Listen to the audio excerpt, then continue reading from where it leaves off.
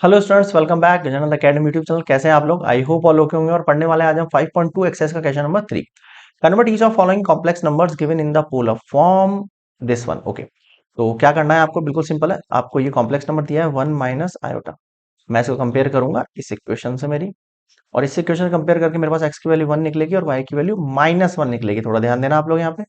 X 1 है और Y क्या है, ये आप प्लस मान के चलोगे तो -1 जो है वो वाई होगा। ठीक है, अब आपको क्या निकालना है? सबसे पहले आर निकालना है। आर क्या होता है? मोड ऑफ जेड होता है। इसके निकालने के दो तरीके। आप सिंपल भी इस तरीके से भी निकाल सकते हो, और दूसरा तरीका मैंने मतलब एक आपका एग्जाम्पल है वो सॉल्व कर रखा है। दो मेथड से आप वैसे भी निकाल सकते हैं, r cos theta, r sin theta, squaring करके, जैसे आपके एनसीईआरटी बुक में गिवन है। बट ये सिंपल एंड शॉर्ट है। इसमें क्या करते हैं? रियल पार्ट का स्क्वायर और इमेजिनरी पार्ट का स्क्वायर करते हैं। ठीक है,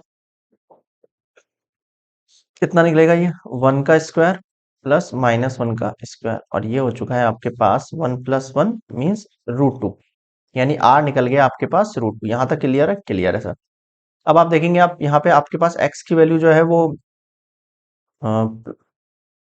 एक्स की वैल्यू 1 है और वाई की वैल्यू -1 है।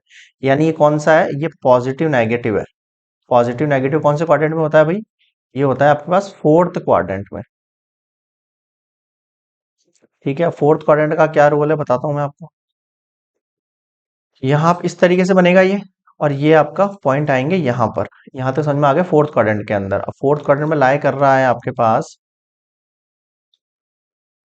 तो फोर्थ क्वाड्रेंट के अंदर जो आपका थीटा है वो आपको यहां से लेके यहां तक, ये आपके पास थीटा होगा। ये आपका क्या होगा? थीटा होगा। ये आपको फाइंड करना है। अब ये क्या होगा भाई? आर्ग्यूमेंट निकालना पड़ेगा। आर्ग्यूमेंट निकालने के लिए मैं सबसे पहले आपको करूंगा, अल्फा निकाल देता हूँ।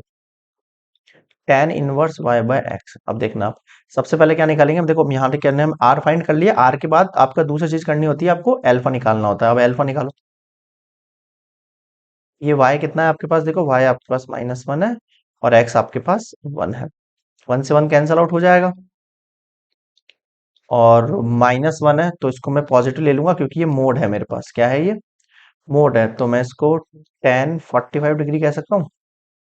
अल्फा का मान कितना आ गया? 45 कहो, या फिर आप 5/4 कहो। क्लियर है? क्लियर है। अब आर्ग्यूमेंट की बारी आती है। आर्ग्यूमेंट मतलब थीटा। अब देखो, आर्ग्यूमेंट जो थीटा है वो एक्चुअल में जो होता है वो क्या होता है आपके पास? -अल्फा होता है। यानी कि थीटा की वैल्यू आपके पास -π/4 आ जाएगी। यहां तक समझ में आ गया? हाँ सर, आ गया। कुछ भी नहीं किया, पहले अल्फा निकाला, फिर थीटा की वैल्यू निकाली। थीटा की वैल्यू -अल्फा होती है। फोर्थ क्वाड्रेंट की बात कर रहा हूँ, फोर्थ क्वाड्रेंट में।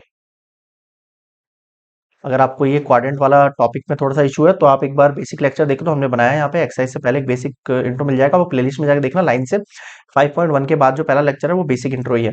वहां हमने समझा कि किस किस क्वाड्रेंट के अंदर जो है थीटा की वैल्यू अलग अलग होती है, आर्गुमेंट की वैल्यू। ठीक है, आगे। अब आपको पोलर फॉर्म लिखनी है इसकी, तो लिख देते हैं पोलर फॉर्म। पोलर फॉर्म क्या है आपके पास? R cos theta plus i sine theta. तो रखो, ये √2 है, ये कॉस है, और ये -π/4 है, प्लस आई, फिर ये साइन है, फिर ये -π/। ठीक है सर। अब आप देखेंगे तो ये कॉस जो होता है ये माइनस को खा जाता है।